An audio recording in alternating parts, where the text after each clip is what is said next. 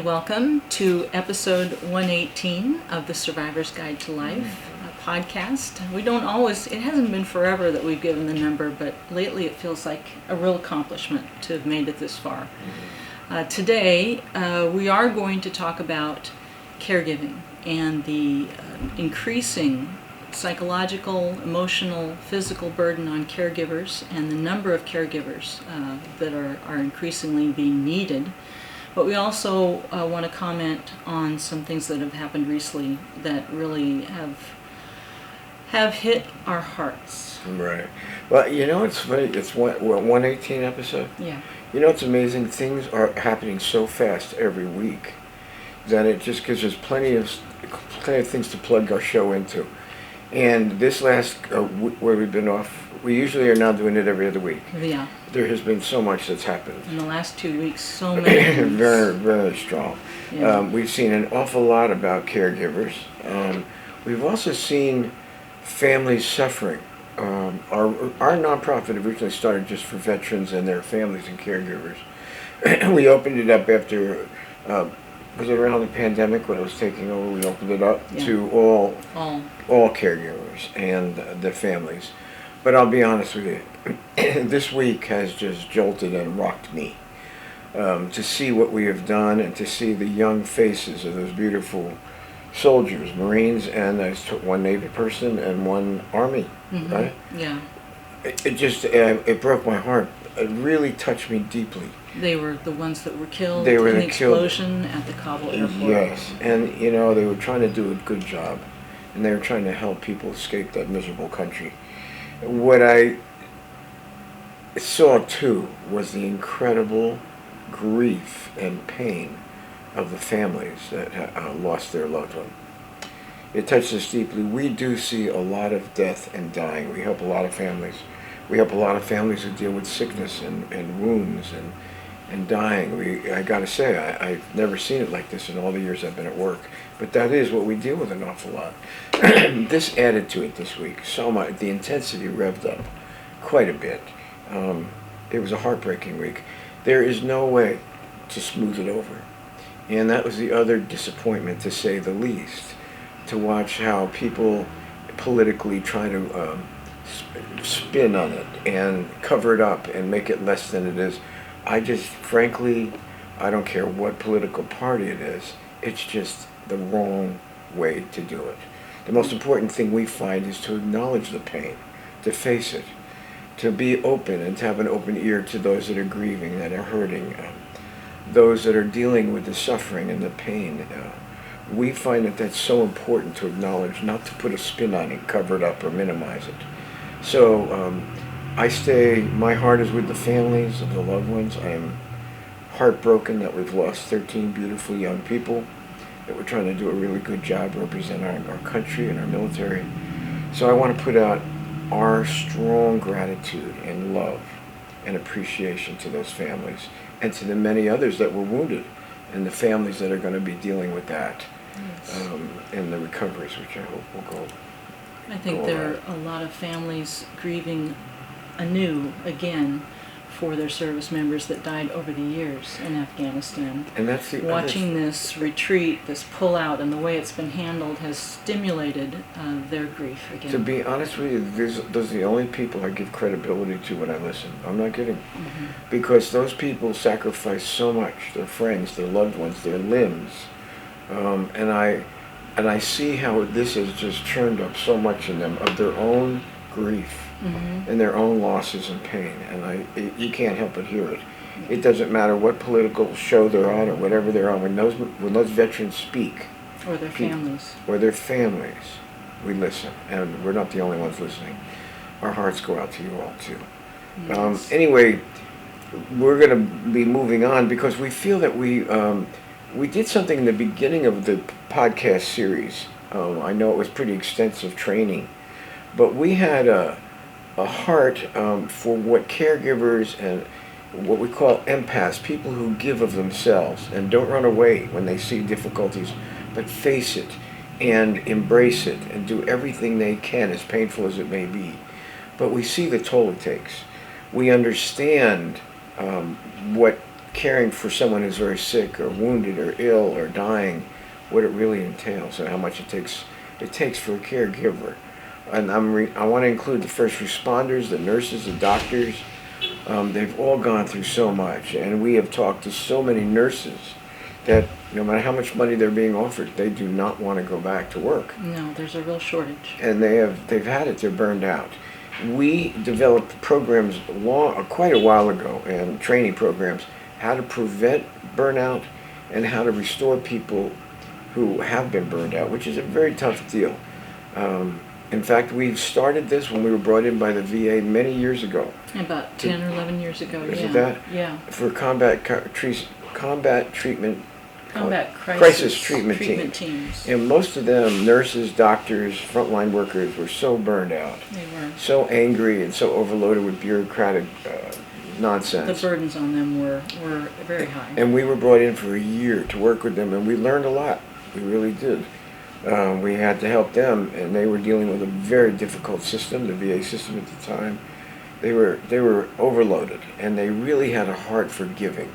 These were not the people that ran away. These were the people in the midst of everything, and they paid dearly. So we developed protocols and training programs for them to restore them and what they needed to pay attention to. So I've thought about that lately and said, we did some wonderful podcasts. We called it Lynn's Legacy, my wife who's passed now for 4.5 months, on what we learned about being caregivers ourselves and what we not only have written, but also what we've read. There's a lot. I read editorials every day on the New York Times and then the Wall Street Journal talking about the burden of caregiving and what an enormity this is. And they're right. And they're right. There's one statistic that there are 42 million. Am I right? Unpaid. Unpaid caregivers at this point. Those caregivers that we know, even though they work so hard, also live they live at subsistence level and they work very hard. It's not a profession that's given the respect that it deserves. No, it isn't. We consider it a very high calling. We've developed a model based on what we were involved with that hospice has told us. I understand it better now that my wife has passed and I have a little time to reflect. They said they never had seen such an exquisite model of caregiving. We developed a team approach. We worked very closely with hospice here and also with hospice in Florida, who are people who are taking care of my 96-year-old mother. And we have the same, we get the same kind of input from both of them. And we work closely with them, but they were very impressed. I'll tell you the truth, we didn't know to be impressed. We had everything coming at us so fast, and we dealt with it beautifully. I know we did, and I'm so grateful to this day for everyone that was involved. But I also know the toll that it took.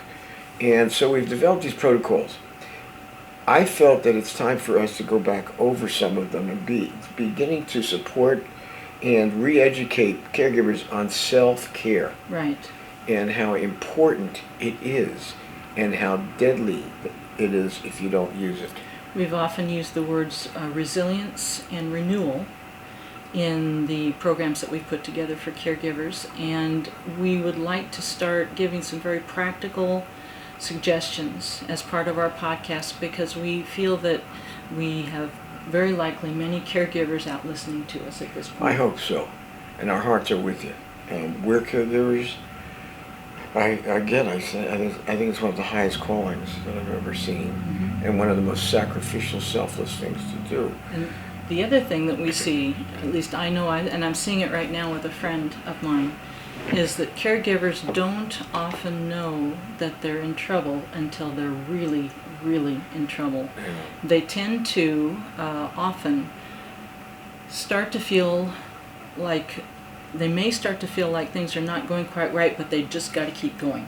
Yeah. Just keep going until they reach the point where they really almost can't anymore. And then they're burned out. They don't want to work, and they're looking for ways out. We've seen a lot of that. Right. We've been called in on situations where the caregivers were in such bad shape, we had to find caregivers for people who are who are, dependent very quickly. Yeah. That's how one of the other ways that we've gotten started. But one of the things that comes to mind about caregivers is they're empaths. They're people that give of themselves, and they have that capability of giving energy and caring to others. Now, by energy, what do you mean by giving energy? You mean by giving energy? Yeah, because I know you're also going to say that there's an exchange, that they not only give it, they receive it. Okay. We all have are made up of energy within ourselves. Every cell in our body is energized and has energy. We are energetic beings. There are things that happen that interfere with the natural flow of energy, and I did my PhD in it, in fact, and worked in it for many years. There's many things that could happen along the way to disconnect or disrupt a natural flow of energy. But we all have it. It's usually something that we hold in our bodies. Mm-hmm. And there are some of us that are very sensitive to that, and other people that have very little sensitivity to it and know what's going on. We have found, though, that in an exchange in a caregiving situation for those people that are really engaged, what we discover is that there is a natural give and take of energy. We're dealing with people that are helpless, who are sick, who are dying, who are wounded, and as we give energy, we're also absorbing some of the energy they're putting out. It just goes with the territory. But at the same time, it's not what you would call an even exchange, because we're putting out an awful lot to people that aren't in much shape to give anything. So caring involves a lot of giving of energy and care to someone, and the person receiving it can't give all that much back, but there is something coming back. If you do this right, we found it's probably the most fulfilling thing we've ever done. I can attest to that. There are folks that look at it and get so upset or so frightened at what they're looking at, they just can't be around it. We're not talking about those, because that's pretty rough stuff.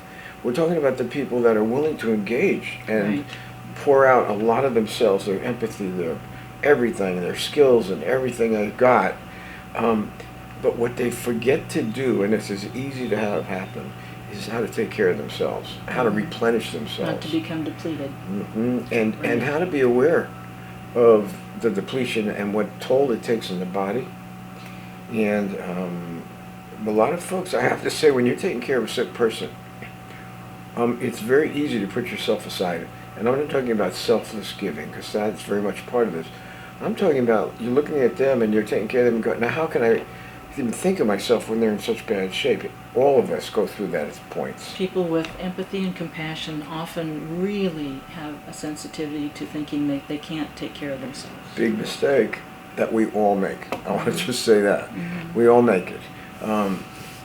We learned, and I learned personally, deeply, how important it is to recognize who we are, what wounds we carry, what energetic trouble we have, or just to know ourselves, to be aware and sensitive to ourselves and what's the norm for who we are. Now, I'm not talking about you have to be normal, just who you are and the norm of who you are, what you feel like, what your energy is like, what your body feels like. All of those things are very important, and there's things to be paying attention to, because once you start absorbing the energy of someone you're caring for who's very distressed or depleted, you begin to take on their energy, and it causes an overload and a burden to you. It's very important to be able to differentiate the energy you're taking on from the person you're giving care to and the need, and your own. And here's another thing. People get confused. But it's easy to get confused. It is. We find it's essential to restore yourself, to know, hey, I've taken on a lot. I'm feeling wiped out. I'm in pain. I'm hurting emotionally, physically. My thoughts aren't good. I'm not getting restored as well as I used to get restored when I take a break. That's because when you're aware of yourself and your body, you're being depleted, you're not replenishing yourself, and it's because you know who you are, what you feel like, and what your body feels like, and what your energy is like. That when that happens, you know, wait a minute, this is not the norm for me. Mm-hmm. And that's the time that you have to reevaluate. There are different things that begin to happen that are indicators that this is going on, and we've written a lot about this. We've written manuals, but I'm just looking at one and some of the characteristics, and maybe we ought to read some just to. They're not complicated, and yet they're very helpful to remember. Yeah. There's something you want me to read? Yeah, go ahead. Read? So what we put together is there are different levels of distress that caregivers can feel. The first one we called stress. The next level was compassion fatigue, and then the next one, burnout. That one's more familiar. So experiencing stress on the job, some basic characteristics are that you still like your job. You want to be doing it. You like or love the person you're caring for. And when you're tired, you're usually able to recover in a day or two. Caregiving is, even in the basic level, a stressful job. Yeah. And that's pretty much just kind of your basic level. If the stress is starting to build up and you are instead feeling compassion fatigue, you are starting to feel some dissatisfaction with aspects of your job. Some parts of it are not so satisfying. You may still like and love the person you're caring for. But when you get tired more easily, and it takes you longer to recover. Maybe not overnight. Maybe a good night's sleep isn't going to do it. Maybe you need a day off, and that's not always possible. Burnout is much further down the road. In burnout, typically, the classic definition of burnout is you no longer like your job and you're ready to quit. You even have lost the ability to care about the person you're caring for. You're overwhelmed by what they need from you and feel unequipped to meet that. You're exhausted, and it almost feels like no time at all is going to restore you to where you need to be. Right. I think these are some good outlines. We're going to talk about a lot more specifics as we go along. But one of the things that I want to just point out right off the top is the qualities of a caregiver. They have empathy, compassion, and a real motivation to assist and help. And they're willing to face what's going on, as difficult as it may be, and not run away. And be in the midst of where the needs are, even if it hurts them. Yes. And these are great qualities. Not everybody has them. It's a sacrificial quality. We call it an extraordinary reality. It's a different reality. The other is being doing this kind of work. The other thing that makes it an extraordinary reality is it makes us face ourselves very painfully. We're dealing with Jenny's husband is taking on some caregiving for the first time, and he's doing we're very proud of him. He's doing a sweet job. Some very difficult circumstances. Very challenging situation. But we're hearing him in the very early stages, and we can support him. But we see the grief it's bringing up in him. We see the pain he's in, that he wants to fix the person, and he can't. We all have done this. He wants more control than is possible. And he can't. Yeah. And none of us can. When we're dealing with dire situations, so classic. We can't fix. We have to learn to make the person comfortable, love them through it, respond to their more immediate needs, knowing that we're not going to be able to fix them. It's not in our hands to do that. Her husband is in the early stages. He's a fixer. And guess what? He's realizing he can't do it. There are things that he can do, and we're encouraging him to do that, and that's a little new to him. But the thing, we see what it's doing to him right now, and he's looking at himself, and it's very painful to feel that helpless. It's very painful to see difficult situations in the caregiving situation that he's in and not be able to do very much about it. So he's learning. We all go through this, but it's very confrontive. Very. Because it throws us back on ourselves. We can go in with the best intentions, but it brings you to a reality after a while of realizing our fantasies don't necessarily match reality. And Dwight, who we love and are very proud of, he is facing I'm watching this and going, You know, we're veterans, but we all went through this, and it is very hard. We can Empathize with where he and is. The grief, and the grief and the that pain. Stimulates so much. Yeah. And we see a lot of people that we help that are caregivers, they grieve. Yeah. They carry a lot of grief. Yeah. How they handle it, again, can lead to burnout or can lead to not only restoration, but fulfillment too. Yeah. And we are working on teaching folks how to, number one, take care of their bodies, take care of their minds and their spirit, whatever spiritual life they have. That's very important. But also, what was I going to say? To take care of their minds, their bodies, their spiritual. Yeah. And I'm going to jump in and say that we're just about out of time. Really? Then I forgot the last part of it. Isn't that so interesting? It's maybe a stay tuned. That'll tell you how much work we do here, and you know how much we're overwhelmed. But I'll tell you what, there's a way of becoming fulfilled with this work that makes you become so much more clear about who you're meant to be, what your purpose is in life, what your higher calling is. Yes. And yes, you're going to give a lot, and the person you're caring for may not be able to return much. It's astounding how fulfilling this work can be. I don't know anything else more fulfilling. I agree. And that's where we discover resilience.